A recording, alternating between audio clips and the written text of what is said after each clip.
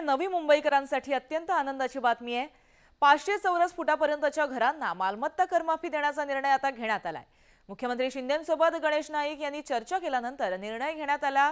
तर नवी मुंबईकरांना भविष्यात सोयी सुविधा उपलब्ध करून देण्यासाठी आवश्यक भूखंड आरक्षित करण्याचा निर्णय देखील घेण्यात आलाय। सिडकोच्या या बंद पडलेल्या बीएमटीसी परिवहन सेवेतील कामगारांना उदरनिर्वाहासाठी 100 चौरस फुटाचे गाळे किंवा 10 लाख रुपये अशी ऐच्छिक योजना लागू करणार। त्याचबरोबर मराठी भाषा भवन आणि लोककला भवनाचं बांधकाम सुरू होणार आहे। अटल सेतूमुळे व्यावसायिक नुकसान झालेल्या मच्छीमारांना तातडीने आर्थिक मदत सुद्धा दिली जाणार आहे आणि याबाबत चर्चा झाली आहे। त्यामुळे नवी मुंबईकरांसाठी अत्यंत महत्त्वाची बातमी मानली जाईल।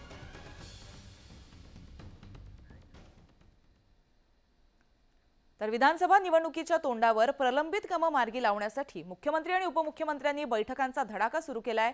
मुंबईला जोडणाऱ्या एमएमआर रिजनमधल्या ठाणे, रायगड, पालघर, भिवंडी, जैनपेटी रस्त्यांवरील खड्ड्यांमुळे आणि प्रलंबित कामांमुळे वाहतुकीचा खोळंबा होतोय।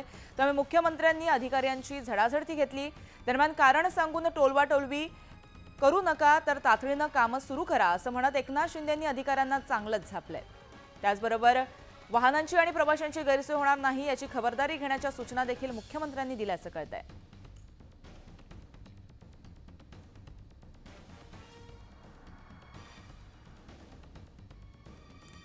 तर आगामी निवडणुकांच्या पार्श्वभूमीवरती मुख्यमंत्री आणि दोन्ही उपमुख्यमंत्री हे अलर्ट मोडवर आले आहेत। मोठ्या प्रमाणात बैठका होत आहेत।